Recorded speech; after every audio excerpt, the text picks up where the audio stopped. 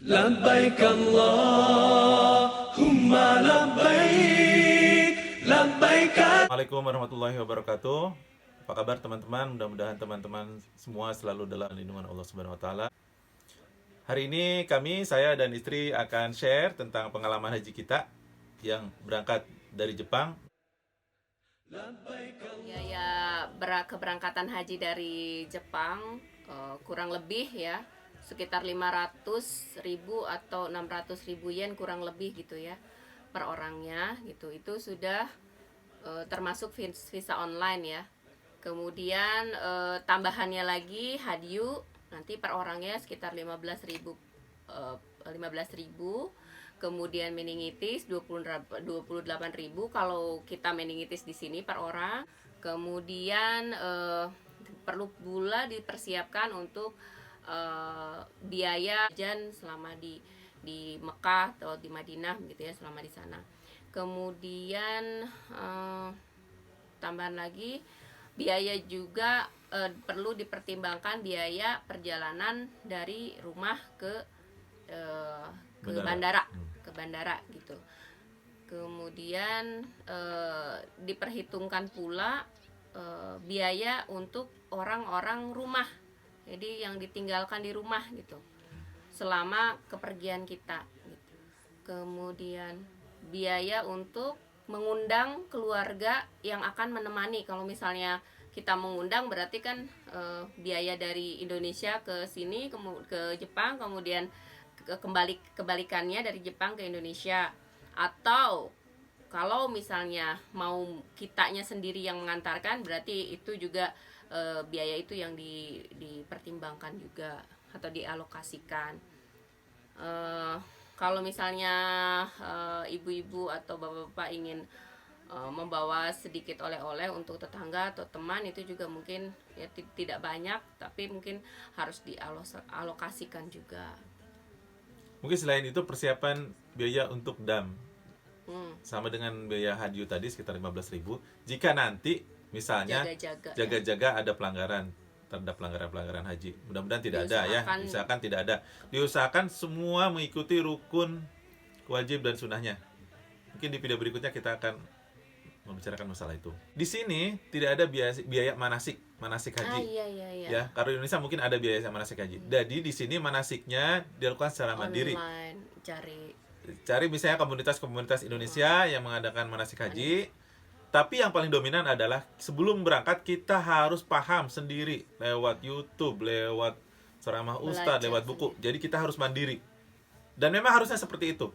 Kita tidak mengandalkan orang lain atau mengandalkan pembimbing. Karena kadang-kadang kita di sana mandiri ya. Jadi kita harus dalam situasi, bayangkan saja kita tidak dibimbing siapapun. Jadi kita harus paham dari A sampai Z ibadah haji. Baik, kemudian ya biasanya hambatan apa saja Mi yang biasanya dirasakan ketika berangkat dari haji dari Jepang? Biasanya kalau misalnya niatnya belum kuat, itu ada saja ya hambatannya. Dan itu ternyata niat itu harus dua-duanya ya, kalau misalnya suami istri itu nggak bisa salah satu gitu. Jadi kadang-kadang kalau misalnya cuma yang kuatnya cuma suaminya aja, istrinya enggak, itu juga bisa jadi hambatan. Begitu pula cuma yang kuat istrinya aja, suaminya juga enggak kuat, nggak bisa gitu. Jadi memang harus selaras. Jadi dua-duanya itu harus punya niat yang sama gitu, punya kekuatan niat yang sama. Terus kalau misalnya niatnya belum kuat, selalu aja ada hal yang membuat terpikir jadinya mungkinkah gitu untuk berangkat haji tahun ini gitu. Dan itu permasalahannya macam-macam. Kalau kita ibu-ibu bisa jadi kehamilan yang jadi masalah, maksudnya untuk berangkat, kemudian anak kecil begitu ya. Itu jadi bahan pertimbangan juga begitu. Iya. Jadi kalau niatnya sudah bulat, itu hambatan-hambatan itu biasanya kita bisa atasi. Tapi kalau niatnya masih setengah-setengah, justru hambatan-hambatan itu nanti makin kuat. Akhirnya kita nggak jadi ibadah haji gitu. Kemudian masalah biaya juga jadi hambatan. Misalnya saya belum ada biaya. Di Jepang ini kalau kita sudah punya niat, contoh mudahnya, kalau kita bekerja arubaito, misalnya koran setiap subuh hanya sekitar 1 jam, setiap sebelum subuh 1 jam, kita bekerja mengantar-mantarkan koran, itu kurang lebih salary-nya itu, gajinya itu 60.000 yen. Atau sekitar 60.000 yen ya. Jadi untuk berangkat haji cukup dengan 10 bulan kita bekerja koran hanya 1 jam per hari dalam waktu 6 bulan. Dalam waktu 10 bulan kita sudah terpenuhi untuk berangkat haji satu orang. Jadi kalau kita niat itu pasti ada jalan di sini ya. Makanya ketika kita sudah ada kesempatan untuk ke Jepang, itu sebenarnya jalan untuk ibadah haji sangat lebar terbuka ya. Kemudian hambatan-hambatan lain adalah sensei. Nah, ini cukup berat. Jadi kita harus pendekatan-pendekatan kepada profesor kita, pembimbing kita agar tidak jadi hambatan. Kemudian kesibukan studi ya. Karena kita sangat sibuk studi, jadi kita harus bisa memanage bagaimana supaya haji juga tidak berbenturan sama studi kita. Nah, itu harus di-manage dan itu juga harus didorong dengan niat yang kuat. Ketika niat yang kuat, maka studi itu juga bisa di-manage dengan baik. Ya. Bahkan bisa memperlancar studi. Saya sendiri sebelum berangkat haji itu sangat kesulitan, banyak hambatan-hambatan dalam studi saya. Ketika sudah pulang dari haji, alhamdulillah kesulitan-kesulitan itu mulai terpecahkan dan semakin kesini penelitian saya semakin dipermudah. Begitu juga dengan teman saya yang berangkat haji. Saya tanya gimana setelah berangkat haji. Dia bilang ketika sebelum berangkat haji, senseinya itu, profesornya itu sangat strict, sangat keras kepada dia. Tetapi setelah pulang, ini qadarullah atau takdir Allah, setelah pulang dari haji, senseinya berbalik menjadi sangat baik gitu, ya, sangat baik pada dia. Nah, artinya banyak kemudahan-kemudahan yang kita dapatkan ketika kita sudah pulang dari haji. Kenapa? Karena di haji itu kita bisa berdoa apapun, termasuk tentang studi, dan itu makbul. Allah jamin doa kita itu ijabah, dikabulkan semuanya, ya, termasuk masalah studi. Jangan lupa ketika kita di Mekah juga kita berdoa masalah kelancaran studi. Jadi dengan adanya ibadah haji itu akan sangat mempermudah studi kita, bukan kebalikannya. Ya, apapun ya. Jadi jangan khawatir gitu. Justru jadi dibalikan gitu pola pikirnya. Kalau kita belum punya apa-apa, justru berangkatlah haji gitu. Karena di sana itu tempatnya doa diijabah gitu. Jadi apapun yang kita inginkan ya mintalah di sana gitu. Ya, misalnya studi kita sulit, kemudian kita di Indonesia belum punya rumah, kemudian kita di Indonesia belum punya mobil, justru kita berangkat haji dulu, nanti di sana akan dikabulkan. Jangan kebalik ya. Kemudian ada kendala lain 20 hari misalnya, 20 hari susah untuk mendapatkan izin dari profesor kita ataupun dari atasan kita, maka berdoa kepada Allah, berdoa berterus. Insya Allah akan dipermudah. Ada teman-teman juga yang sebelumnya sangat khawatir, kemudian tapi niat dia sudah sangat bulat, akhirnya diizinkan juga. Kemudian ada juga yang hambatannya adalah orang tua belum haji. Nah, orang tua belum haji jangan dijadikan jadi penghalang ya. Penghalang buat kita ibadah haji. Ya.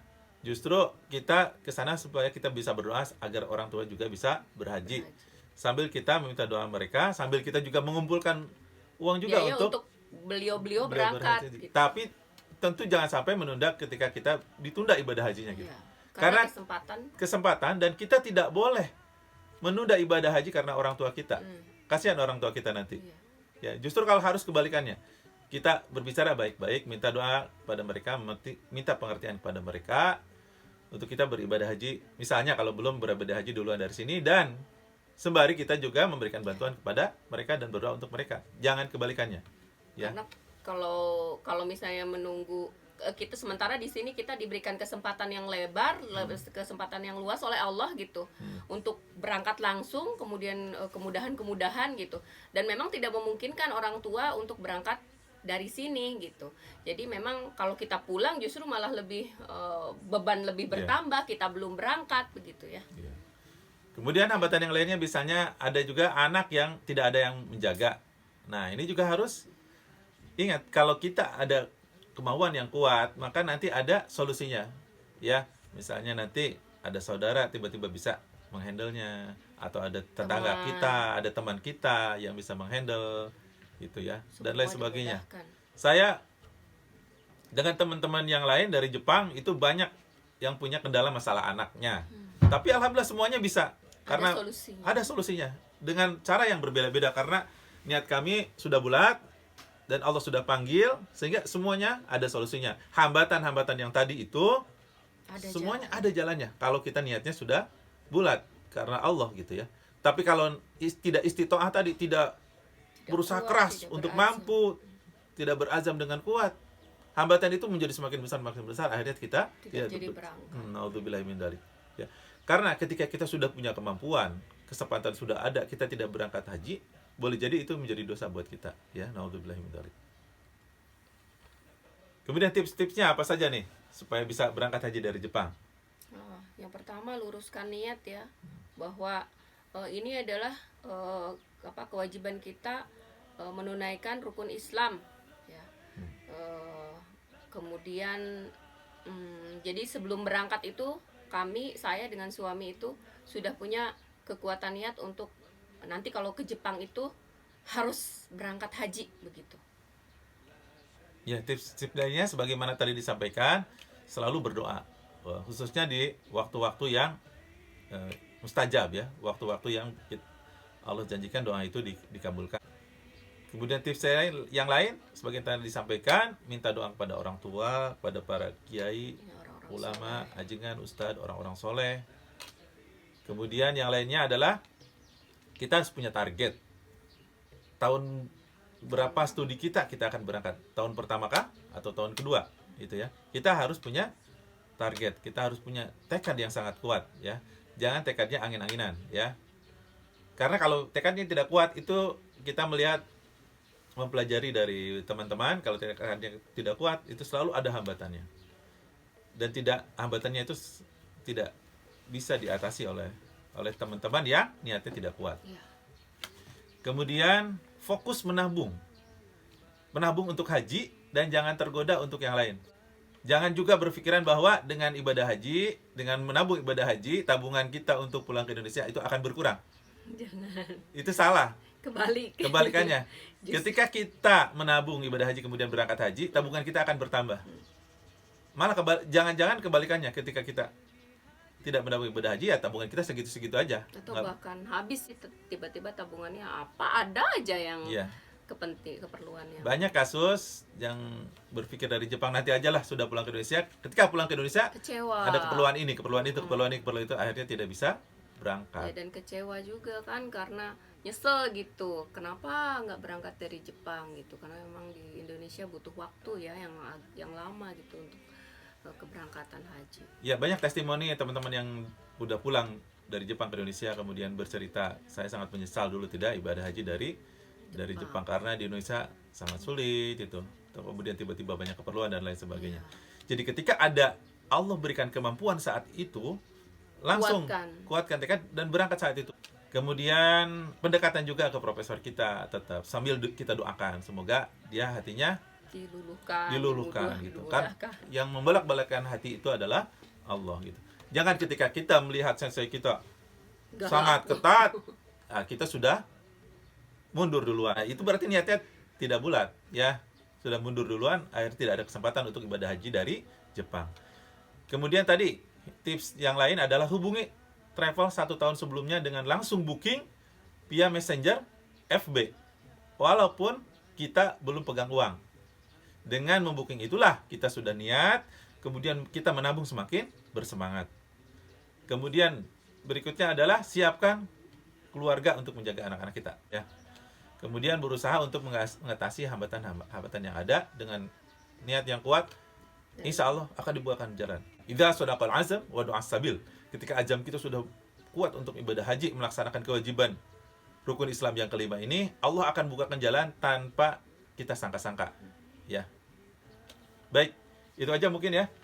Tips haji yang berangkat dari Jepang. Insya Allah kita nanti akan membicarakan tentang haji dari Jepang dari sisi apa saja, tentang persiapan teknisnya teknis keberangkatan. Ya. Mudah-mudahan Allah Subhanahu wa taala memberikan kesempatan kepada teman-teman semua yang belum haji bisa diberikan kemudahan untuk berangkat haji, khususnya dari Jepang ini. Itu saja, mohon maaf atas segala kekurangan dan kesalahannya. Assalamualaikum warahmatullahi wabarakatuh. labbaik Allahumma labbaik